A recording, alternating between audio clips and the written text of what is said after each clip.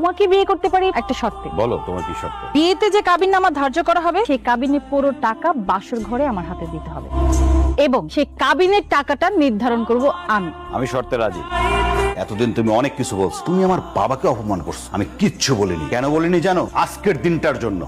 লুঙ্গি shirt পরি এই জন্য তুমি আমাকে অপমান করো, তাই না? আমারে খ্যাত বলো।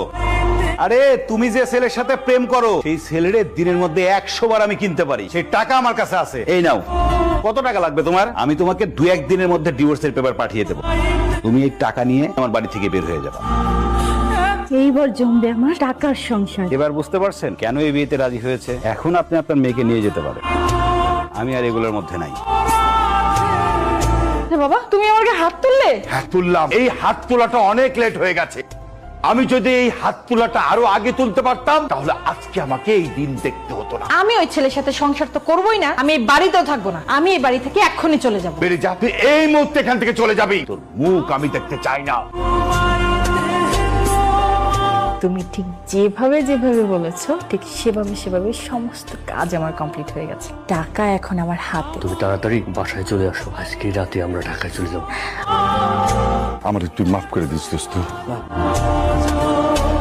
অরিজিনাল, সব টাকাই অরিজিনাল। চেক করতে হবে না। 20 লাখ টাকা গুনে দেখছো তো ঠিক আছে কিনা? হ্যাঁ। তোমার বাবার একটা সম্মান আছে, এমন কিছু করো না যেন তোমার বাবার মান সম্মান না থাকে। একটু চিন্তা ভাবনা করে কাজ করো। চিন্তা ভাবনা করে দেখেছি। যাও দেখি কতটুকু তুমি উঠতে পারো। আমি আর এই বাড়িতে থাকবো না। উল্টাপাল্টা কথা বলবি না। আবার ভিতর যা যা। আমি এখন প্রাপ্তবয়স্ক, আমি আমার নিজের সিদ্ধান্ত নিতে পারি। আমি যখন বলেছি এই বাড়িতে আমি থাকবো না মানে থাকবো না। আর আমার এই যাওয়ার পথে যদি তুমি বাধা দাও না তাহলে আমি পুলিশ ডাকতে বাধ্য হব। কি বললি তুই? তুই আমাকে পুলিশে দিবি? তোর এই বাপটাকে পুলিশে হাতে তুলে দিবি?